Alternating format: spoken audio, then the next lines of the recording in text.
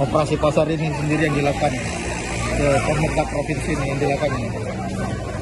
Ya, jadi seperti begini, kita ini kan memang hampir kurang lebih sekitar 2 bulan terakhir berkutat menyangkut masalah minyak goreng dengan kelangkaan minyak goreng.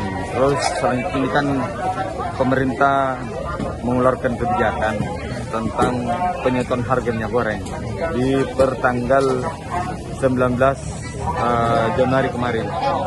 Nah selanjutnya ada lagi harga keluar Kementerian Negeri per tanggal 1 Februari itu di Permendak nomor 6 tahun 2022 ada 3 jenis harga. Yang pertama curah itu 11.500, yang kedua kemasan sederhana itu 13.500, dan yang ketiga adalah premium 14.000. Nah tetapi masih sangat dirasakan kurang untuk premium, tetapi minyak curah sudah mulai teratasi.